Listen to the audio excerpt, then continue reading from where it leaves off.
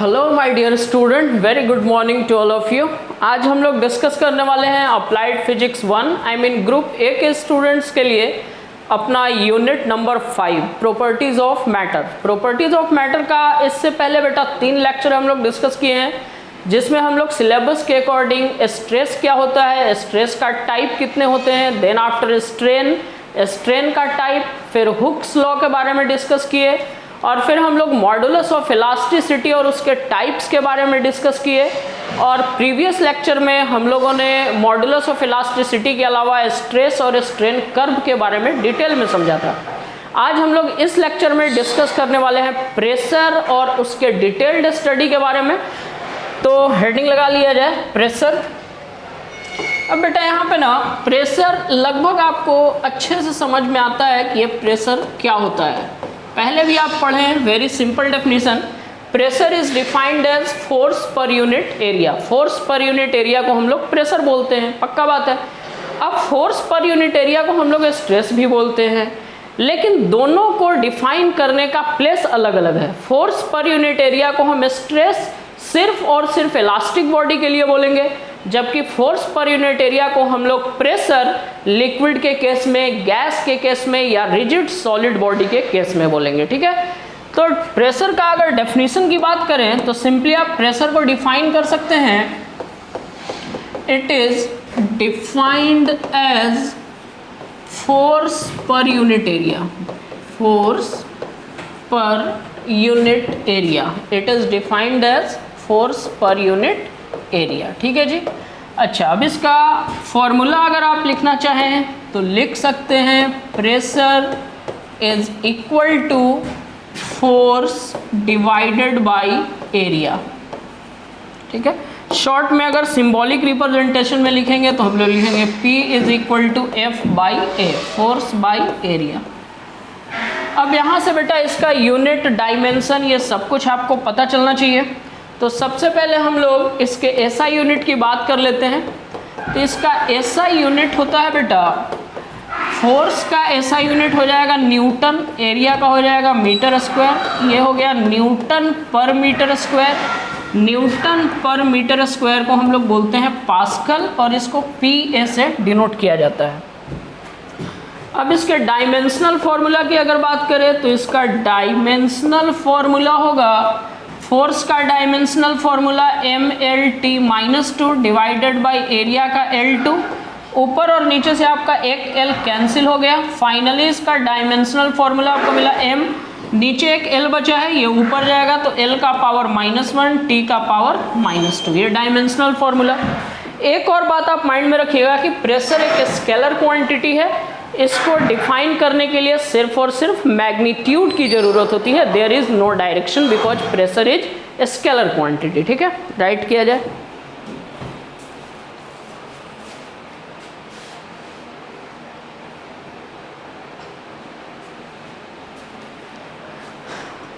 I hope आप लोग लिख लिए होंगे।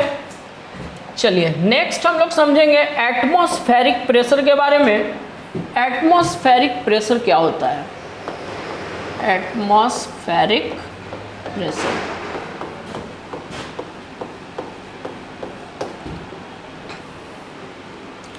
देखिए एटमॉस्फेयर बोलते हैं हम सब का जो धरती माता है, इसके लगभग 5 किलोमीटर ऊपर तक एयर का एक इन्वेलप है। एयर के इसी इन्वेलप को बोला जाता है एटमॉस्फेयर। एटमॉस्फेयर ग्राउंड के हर पॉइंट पे, सी लेवल पे, हम पे, आप पे, हर चीज़ों पे एक प्रेशर एक्सर्ट करता है, उसी को एटमॉस्फेरिक प्रेशर बोलते हैं। Means the pressure exerted on any object due to atmosphere is called atmospheric pressure, या the pressure exerted by atmosphere on any object is called atmospheric pressure. Very simple definition. ये atmospheric pressure क्या होता है तो आपको इसमें mind में रखना है, the pressure exerted by atmosphere, the pressure exerted by atmosphere, the pressure exerted by atmosphere is called atmospheric pressure, is called atmospheric pressure. Okay, कुछ इंपॉर्टेंट बात इसमें ऑब्जेक्टिव के लिए आपको माइंड में रखना है। 1 atmospheric pressure 1 atm, 1 atmospheric pressure बराबर होता है 1.01 इंटू 10⁵ पास्कल। ठीक है, एक और यूनिट माइंड में रखना बेटा, प्रेशर का एक और यूनिट होता है बार। अब यहाँ समझिए, बैरोमीटर एक डिवाइस है जो एटमॉस्फेरिक प्रेशर को मेजर करता है। प्रेशर को मेजर करने के लिए अपने पास जो अवेलेबल डिवाइस है उसका नाम है बैरोमीटर। ये बैरोमीटर से ही एक यूनिट निकल के आता है प्रेशर का बार। ये भी आपको ऑब्जेक्टिव के लिए माइंड में रखना है। 1 bar is equal to 10⁵ pascal. 1 bar is equal to 10⁵ pascal. ये दो इंपॉर्टेंट लाइन आपको ऑब्जेक्टिव के लिए माइंड में रखना है। 1 एटमॉस्फेरिक प्रेशर का वैल्यू 1.01 इंटू 10⁵ पास्कल होता है। ठीक है, ये है atmospheric pressure, the pressure exerted by atmosphere on any object of the earth. Earth के किसी भी ऑब्जेक्ट पे जो एटमॉस्फेयर प्रेशर एक्सर्ट करता है, that pressure is called atmospheric pressure. ठीक है, राइट कीजिए इसको।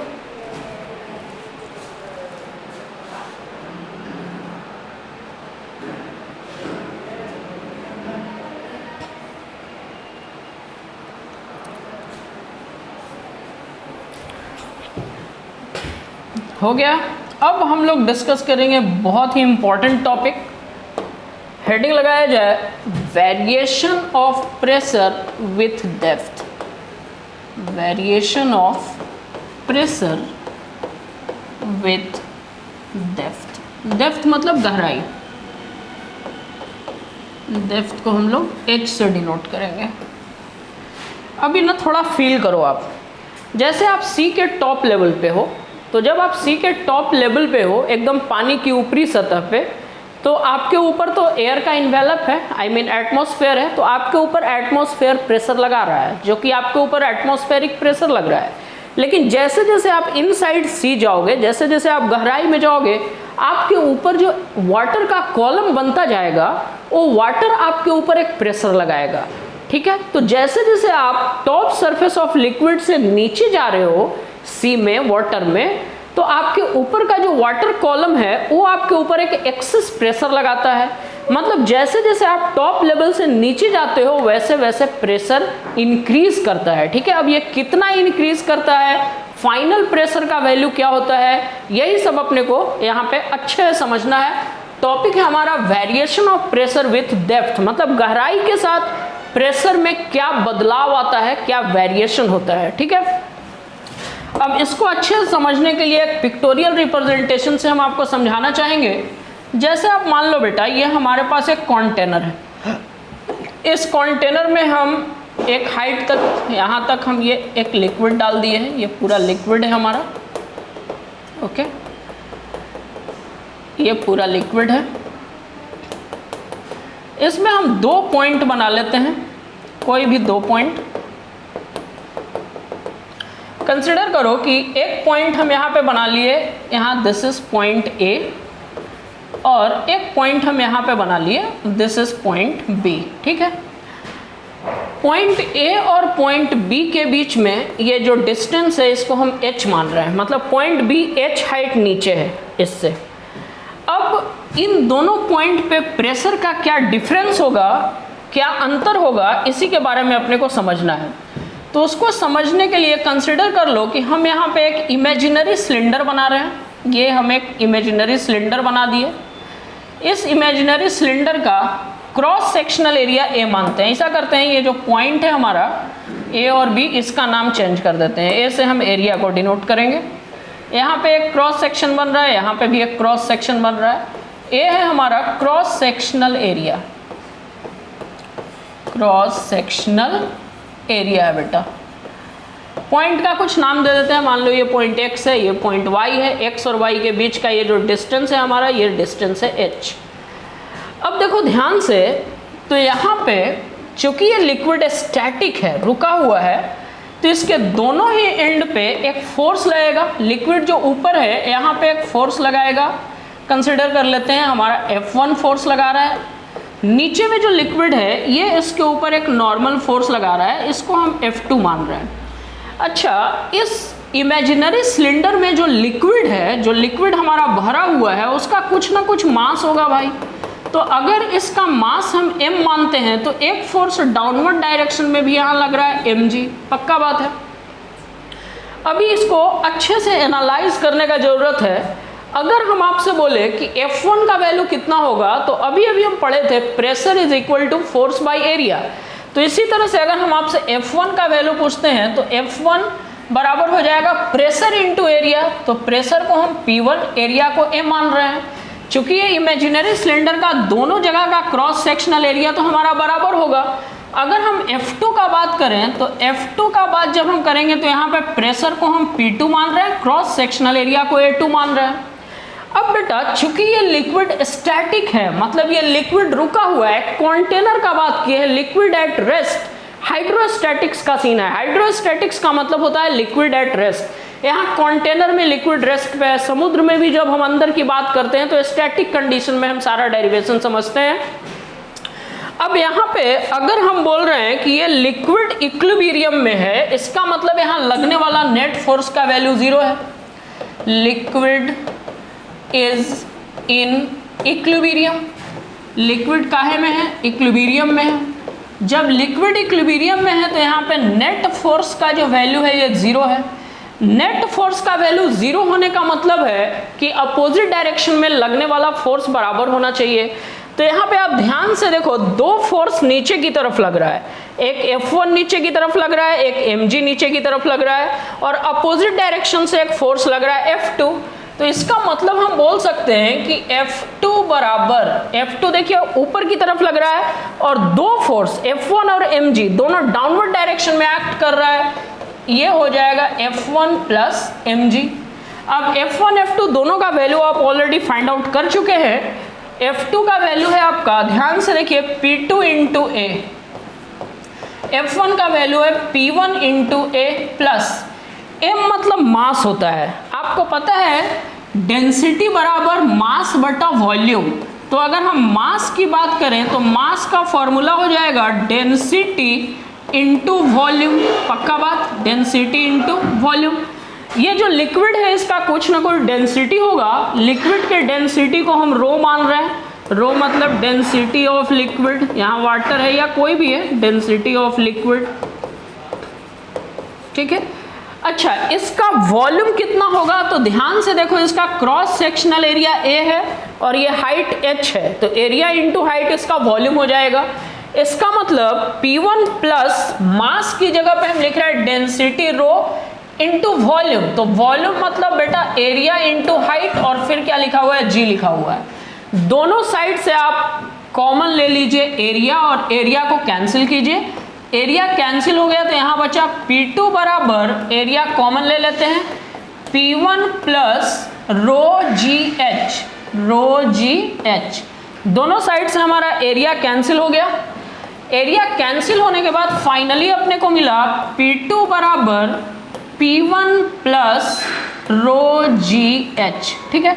अगर हम P1 को लाके इधर माइनस करें तो ये प्रेशर का डिफरेंस आपको मिला P2 माइनस P1 बराबर रो जी एच। यही प्रेशर का डिफरेंस है पॉइंट X और पॉइंट Y के ऊपर। कोई दिक्कत? आई होप कि कहीं कोई प्रॉब्लम नहीं हुआ होगा। Everything is clear. इस डेरिवेशन को राइट कीजिए आप।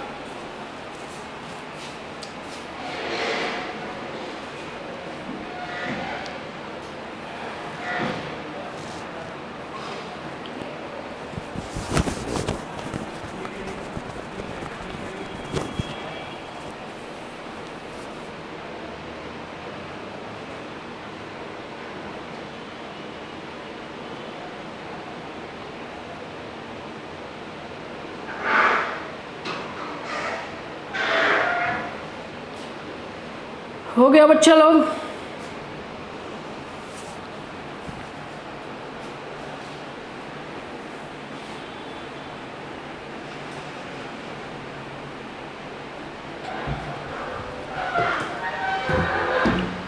चलिए आगे समझते हैं। इसमें अब ऐसा मान लो कि ये जो पॉइंट है आपका x, ये बिल्कुल टॉप लेवल पे चला जाए, तो जब ये पॉइंट x टॉप लेवल पे जाएगा तो इसके ऊपर एयर कॉलम होगा, एटमॉस्फेयर होगा, तो यहाँ पे एटमॉस्फेरिक प्रेशर लगेगा।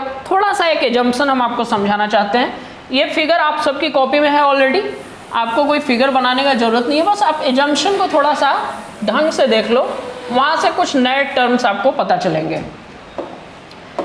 हम ऐसा मान लेते हैं कि if point x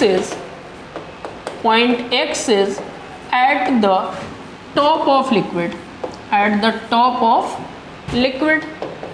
point x जब लिक्विड के टॉप पे होगा तो यहाँ पे जो प्रेशर लगेगा P1, ये P0 I mean atmospheric pressure के बराबर होगा, एटमॉस्फेरिक प्रेशर के बराबर होगा। और पॉइंट y जो है अपना, and point y is h depth below, point x से h डेप्थ बिलो है, तो यहाँ पे प्रेशर हम P2 मान रहे थे, इस P2 को हम P मान लेते हैं। तो इस इक्वेशन को आप ध्यान से देखिए, ये जो इक्वेशन है आपका P2 बराबर, इस इक्वेशन को अब जो अप्लाइड कंडीशन के अकॉर्डिंग हम लिखेंगे तो P2 की जगह पे हम लिखेंगे P बराबर P0 प्लस रो जी एच, P बराबर P0 प्लस रो जी एच। यहाँ पे जो P है ना बच्चा लोग, इस P को बोला जाता है absolute pressure, this P is absolute pressure, ठीक है। P0 तो ऑलरेडी आपको पता है कि P0 क्या है हमारा, तो P0 ऊपर भी हम लिख दिए, यहाँ पे देखिए P0 है हमारा एटमॉस्फेरिक प्रेशर, और ये जो रो जी एच है ना बच्चा लोग, इस रो जी एच को बोलते हैं gauge pressure, this rho g h is called gauge pressure. Gauge का spelling, this is gauge, GAUG, gauge pressure इसको बोलते हैं। यहाँ से अगर गेज प्रेशर का वैल्यू निकालेंगे तो P माइनस P0 होगा, तो आप इसका एक और फॉर्मूला भी माइंड में रख सकते हैं।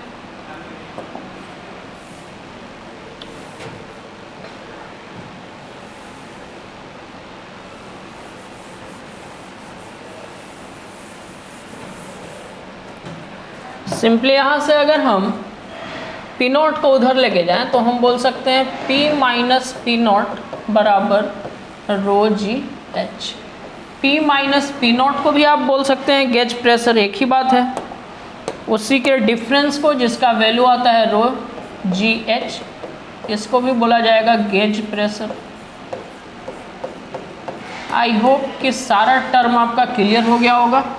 Atmospheric pressure, absolute pressure and gauge pressure. फिर से एक बार सुन लो, एटमॉस्फेरिक प्रेशर जो एटमॉस्फेयर अर्थ में किसी ऑब्जेक्ट के ऊपर लगाता है उसको हम एटमॉस्फेरिक प्रेशर बोलते हैं। किसी भी पॉइंट पे absolute pressure atmospheric pressure plus रो जी एच के बराबर होता है। रो है लिक्विड का डेंसिटी, जी है acceleration due to gravity, and H है आपका डेप्थ, कितने गहराई की आप बात कर रहे हैं। इसमें आप ध्यान से देखो तो सब कांस्टेंट है। P0 atmospheric pressure 1.01 into 10 to the power 5 pascal constant, density of liquid constant, acceleration due to gravity constant. जैसे जैसे आप डेप्थ में जाओगे, जैसे जैसे टॉप लेवल से आप नीचे जाओगे, वैसे वैसे प्रेशर का वैल्यू बढ़ेगा। इसका मतलब pressure increases with depth, depth के साथ प्रेशर इंक्रीज करता है। ये पॉइंट मैं लिख दे रहा हूँ अभी। यहाँ पे एब्सोल्यूट प्रेशर और एटमॉस्फेरिक प्रेशर के डिफरेंस को बोलते हैं गेज प्रेशर, और गेज प्रेशर का फॉर्मूला होता है रो जी एच या P minus P0। P minus P0 pressure difference जिसका वैल्यू रो जी एच, इसी को बोलते हैं गेज प्रेशर। इंपॉर्टेंट बात इस टॉपिक से क्या पता चला, तो इंपॉर्टेंट बात पता चला कि pressure increases with depth, pressure depth के साथ क्या करता है, इंक्रीज करता है। ओके, राइट किया जाए।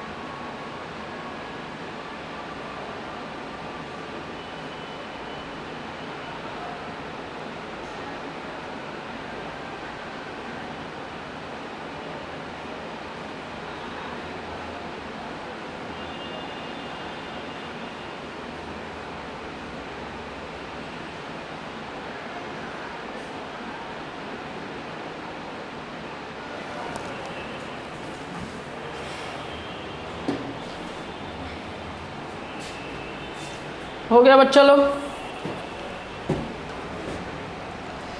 गेज प्रेशर का डेफिनेशन भी लिखना चाहेंगे, एब्सोल्यूट प्रेशर का भी डेफिनेशन लिखना चाहेंगे, लिख देते हैं।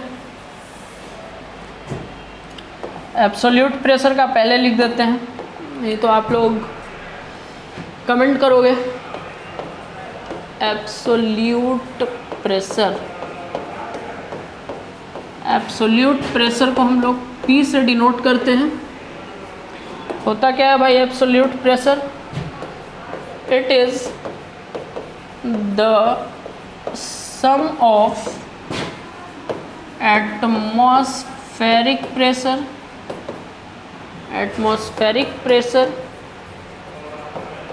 And rho GH at certain height, certain depth, at certain depth H below the top level of liquid, top level of liquid। P बराबर P not plus row g H, ठीक है। गेज प्रेशर का definition चाहेंगे आप लिखना, वो भी लिख देते हैं हम।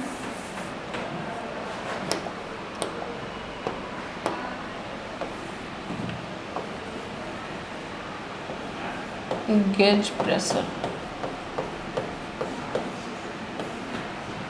it is the difference of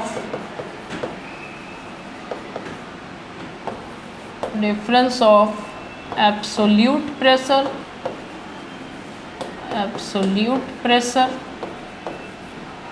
and atmospheric pressure।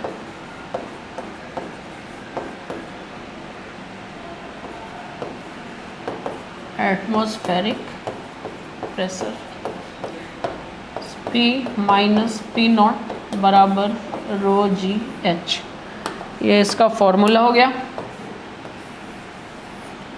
Right कर लीजिए इसको भी। डेफिनेशन करते रहते हो।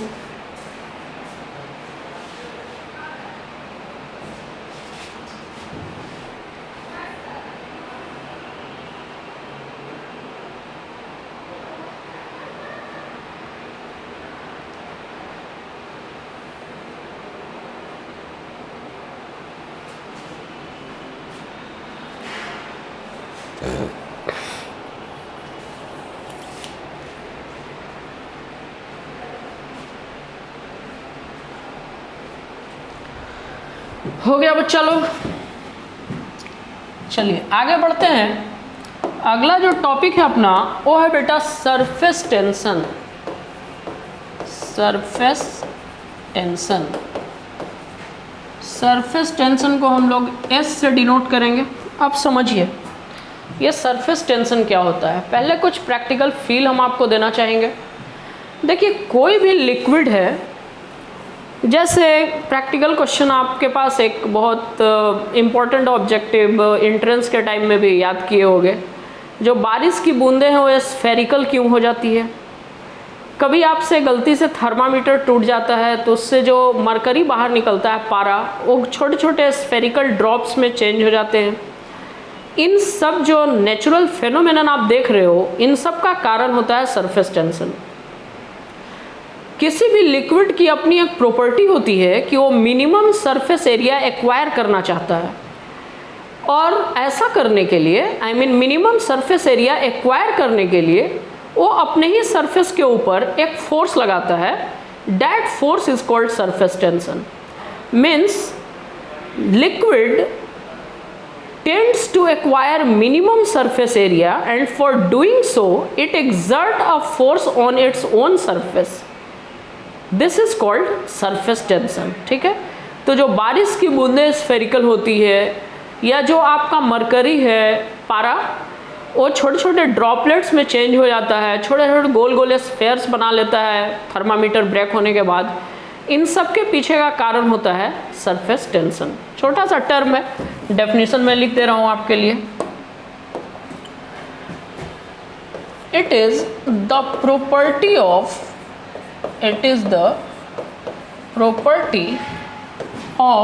अ liquid to acquire minimum surface area. It is the property of liquid to acquire minimum surface area, and for doing so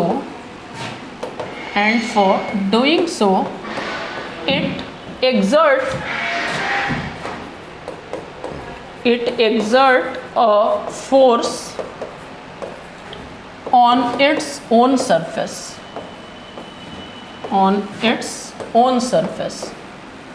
called as surface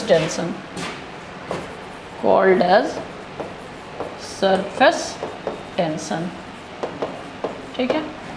एक formula mind में रखिएगा आप सरफेस टेंशन का।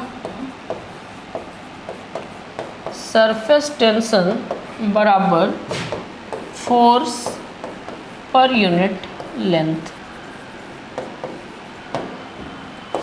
फॉर्मूला माइंड में रखिएगा, यह है हमारा सरफेस टेंशन। लिखा जाए,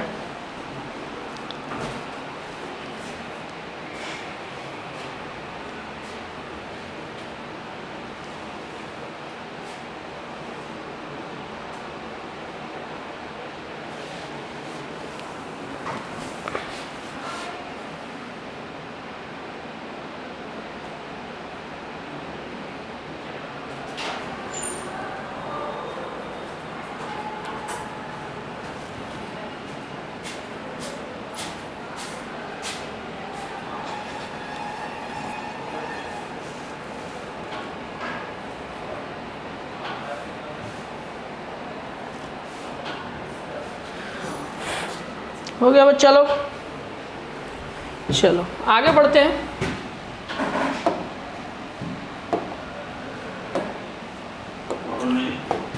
हेडिंग डाला जाए इंटर मॉलिकुलर और इंटर एटॉमिक फोर्सेस।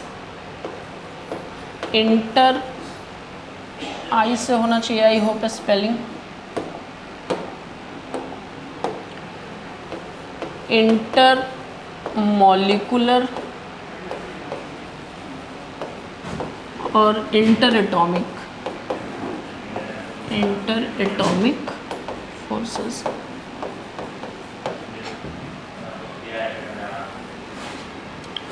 चलिए समझिए इसको। इंटर मॉलिकुलर और इंटर एटॉमिक फोर्सेस क्या होता है बेटा? दो या दो से ज़्यादा मॉलिक्यूल या एटम के बीच लगने वाले फोर्स को हम इंटर एटॉमिक और इंटर मॉलिकुलर फोर्स बोलते हैं।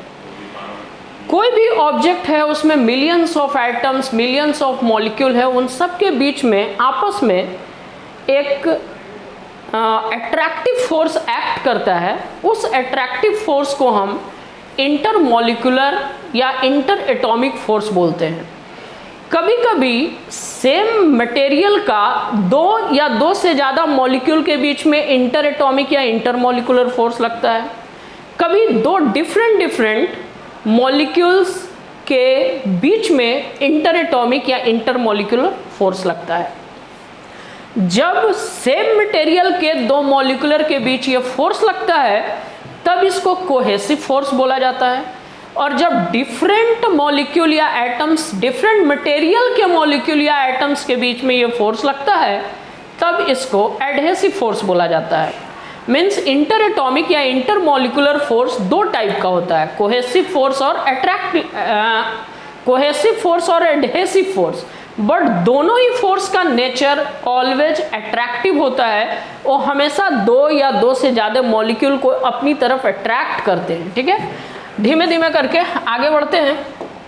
सबसे पहले इसका डेफिनेशन कि इंटर मॉलिक्यूलर या इंटर एटॉमिक फोर्स क्या होता है। द अट्रैक्टिव फोर्स, पहले ही लाइन में seen short clear. The attractive force मतलब ये नेचर में हमेशा कैसा होगा, अट्रैक्टिव फोर्स। जैसे बेटा gravitational force is always attractive in nature, but magnetic force may be attractive, may be repulsive.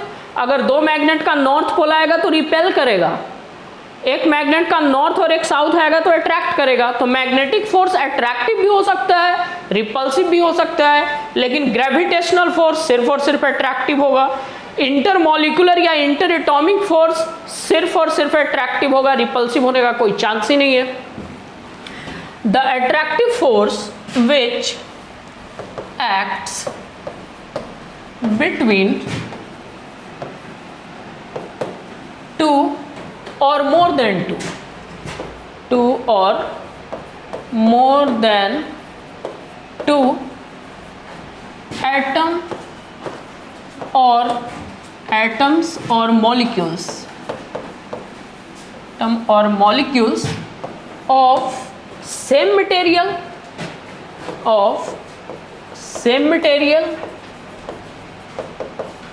or different material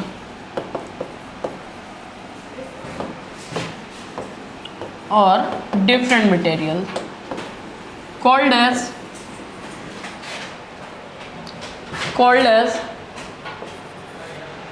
inter atomic या इंटरमॉलिक्यूलर फोर्स। अब यहीं से इसका सीन क्लियर होता है कि इंटरमॉलिक्यूलर और इंटर एटॉमिक फोर्स दो टाइप का होगा, एक सेम मटेरियल के लिए होगा और एक डिफरेंट मटेरियल के लिए होगा। सेम मटेरियल के लिए जो इंटरमॉलिक्यूलर अट्रैक्टिव फोर्स होगा उसको कोहेसिव बोलेंगे, जो डिफरेंट मटेरियल के लिए होगा उसको एडहेसिव बोलेंगे। जैसे आप प्रैक्टिकली समझते हैं, वाटर का एक ड्रॉप है, ऐसे हाथ आगे करो, पानी का एक ड्रॉप हाथ पे गिराओ, पानी का एक दूसरा ड्रॉप उसी पे गिराओ, दोनों मिलके एक बड़ा ड्रॉप बना देगा।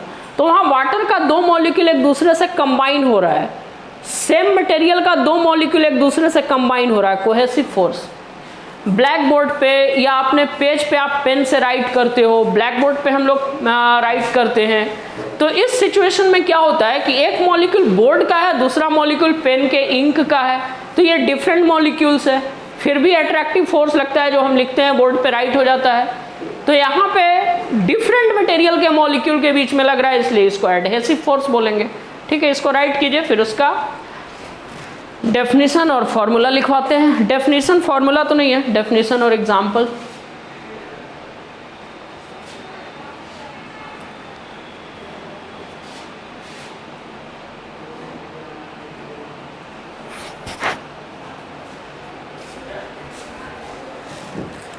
हो गया बच्चा लोग, चलिए अब हेडिंग डाल लो, टाइप्स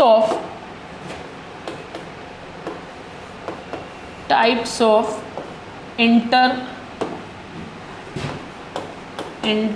एटॉमिक लिखो या मॉलिक्यूलर लिखो, types of inter molecular force. पहला जो टाइप हम डिस्कस करेंगे वो होगा अपना कोहेसिव फोर्स। Cohesive force. अभी अभी हम आपको बताए हैं, इसका डेफिनेशन जल्दी से लिखते हैं आपके लिए। The attractive force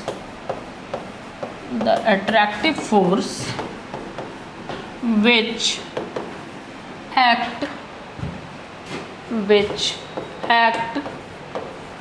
between the molecules of same material,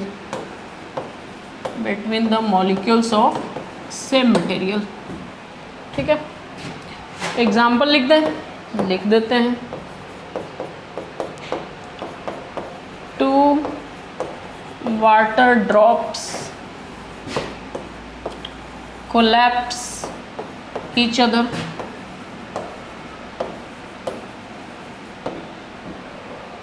अच्छा, गर्ल्स के लिए एक बेटर एग्जाम्पल, बॉयज़ के लिए भी यार, अब देर इज़ नो डिफरेंस। आप खाना बनाते हो, प्लेट धोते हो, प्लेट धो के ना 3-4 प्लेट को एक साथ आप ना एक साथ रख देते हो। आप ऐसा नोटिस करेंगे कि वो सारे चिपक जाते हैं। प्रॉब्लम यहाँ ये होता है कि एक प्लेट है, ये दूसरा प्लेट है, उन एक प्लेट के ऊपर वाटर का लेयर है, दूसरे प्लेट के ऊपर भी वाटर का लेयर है। जब आप ऐसे इसको चिपकाते हो तो ये स्टिक कर जाता है, फिर आप उसको ऐसे छुड़ा नहीं सकते, आप स्लाइड करके आसानी से निकाल सकते हो। आप ऐसा फील करते हो कि वो दोनों सट जाता है, एक फोर्स वहाँ पे एक्ट करता है। फिर से वहाँ कोहेसिव फोर्स है, मतलब टू वेट माने गीला, wet pots stick each other due to cohesive force. दूसरा एग्जाम्पल भी लिख लो एक, 2 वेट पॉट्स या vessels pots stick to each other, ये भी कोहेसिव फोर्स का एग्जाम्पल है। राइट किया जाए,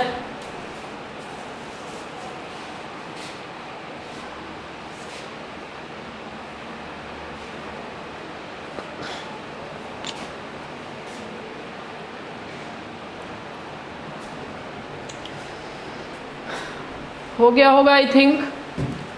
जल्दी से एडहेसिव फोर्स निपटा लेते हैं। Second number type 2 adhesive force. Different molecules के बीच में लगेगा। The attractive force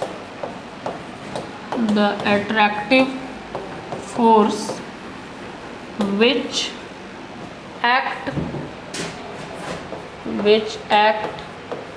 between the molecules या atoms of different materials।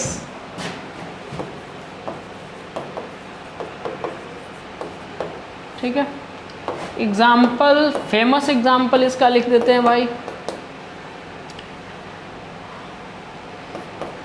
The force between ink and paper. ठीक है, the force between ink and whiteboard, blackboard, जो भी लिख सकते हो। इस लेक्चर में फ़िलहाल इतना ही रहने देते हैं। देखते हैं अगले लेक्चर के लिए अपना सिलेबस क्या है। 3-4 स्मॉल वीडियोस जो कि आप डिमांड करते हो सर 40 मिनट का ये वीडियो होना चाहिए, तो 3-4 और 40 मिनट का वीडियो जाएगा और ये अपना चैप्टर ख़त्म हो जाएगा। फिर एक चैप्टर हमारा बचेगा, हीट एंड थर्मोडायनेमिक्स, थर्मोमीट्री भी उसको बोला जाता है।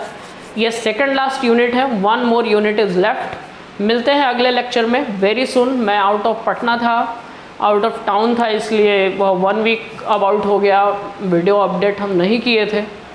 अब रेगुलर हर अल्टरनेट डे में 1-2 डेज़ के इंटरवल में आपके पास वीडियो जाएगा।